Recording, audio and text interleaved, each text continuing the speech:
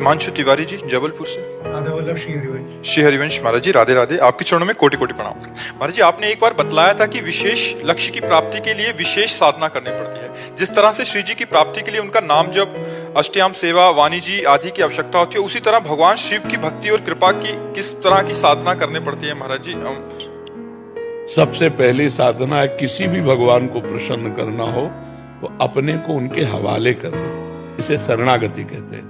जैसे भगवान शंकर मन वचन कर्म से, हे शिव मैं आपका हूं। सबसे पहली जरूरत है अपने आप। शिव को ये सांसारिक वस्तुएं नहीं चाहिए।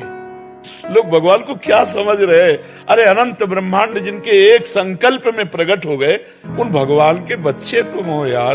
तुम्हारे पास जो कुछ है सब उनका दिया हुआ है, तो उनको क्या दोगे? तो फिर हम भगवान की सेवा कैसे करें? सब कुछ उनका दिया हुआ। जैसे एक पिता अपने 4 पुत्रों को सेव लाया और एक एक दे दिया। अब उनमें से एक बालक दौड़ के आया और अपने पिता के मुख में पवाने लगा। पिता ही लाया है, बालक को पाने के लिए दिया है, लेकिन उसने पहले नहीं पाया अपने पिता क्या करेगा? गोद में उठा लेगा और दुलार करके उससे सेव लेगा और अपने हाथ से उसको पाएगा। यही तो मेरे भगवान करते हैं। जब कोई भक्त भोग लगाता है तो थाल वापस आती है, लेकिन वो बहुत बड़ी सेवा बन गई। तो दियम वस्तु गोविंदम तुभ्यमेव समर्पये। आपकी दी हुई वस्तु आपको समर्पित है। तो सबसे पहले भगवान को प्रसन्न करने के लिए अपना सब कुछ दे, लेकिन धोखेबाजी से नहीं। जैसे आरती में गाया जाता है ना, तन मन धन सब प्रभु आपका। क्या इस पे खरे उतरते हैं हम लोग? बेईमानी है। हम क्या ये मानते हैं सब कुछ भगवान का है? अगर मानते हैं तो चाहे वो रख ले हमारे पास तो जय जय, और सब ले जाएं तो जय जय। हमें बुरा नहीं लगेगा, क्योंकि हमारी वस्तु तुम्हारे पास धरोहर के रूप में रखी, हम ले लेते थे, तुम्हें क्यों बुरा लगेगा?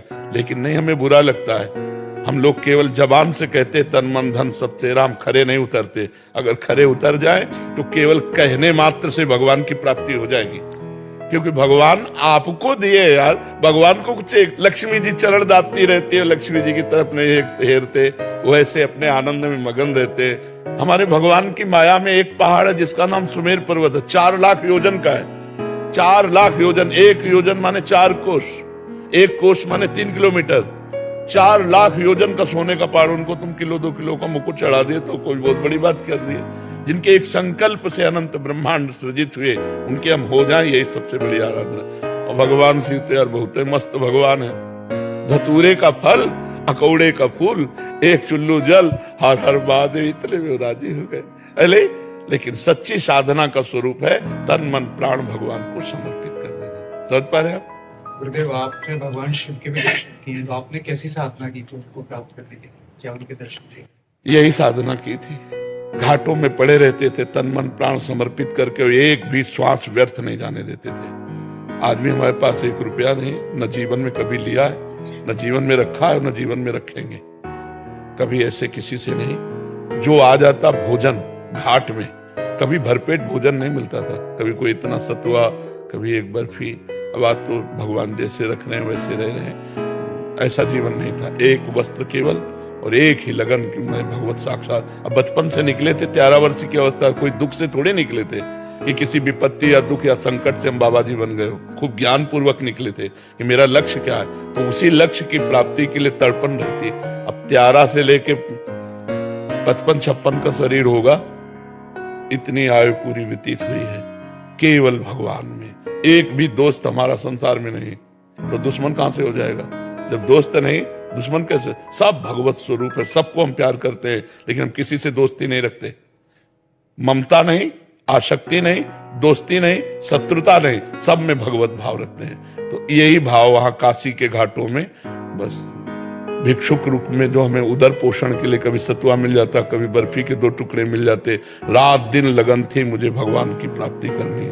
तो जो हम चाह करते हैं भगवान उसकी पूर्ति कर देते हैं। अब उन्होंने कृपा करके वृंदावन भेज दिया, प्रिया प्रीतम की उपासना में भेज दिया, और ये समाज को सेवा दिलानी थी, इसलिए उन्होंने ऐसा संयोग करा दिया। तो उन्हीं का सारा खेल है। भगवान शिव की ही कृपा से हमें जो कुछ प्राप्त है वो उन्हीं की कृपा से प्राप्त है। पर हमारा शिव जी के सिवा कोई था नहीं।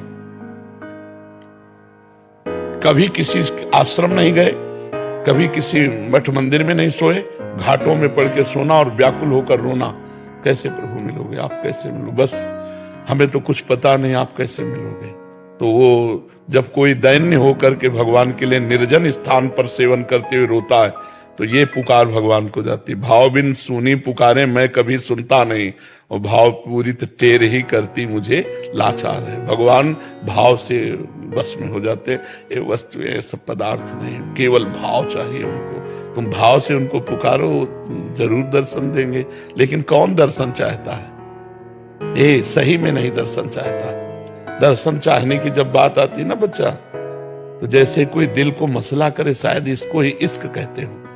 हर समय एक विशेष तड़पन, हर समय एक विशेष आहत, जैसे कोई आदमी होना, केवल एक ही बात, कब प्रभु मिलेंगे, कब मिलेंगे, कब मिलेंगे। वो अब जैसे आपके माँ है, आपके पिता है, आपके भाई, आपके परिवार है, तो आपको जीवन व्यतीत करना अच्छा लगता है ना। उसकी सोचो जिसने माँ पिता भाई बंधु सब होते हुए छोड़ दिए, ना कोई सुख, ना कोई सुविधा, ना कोई मनोरंजन, और केवल भगवान के लिए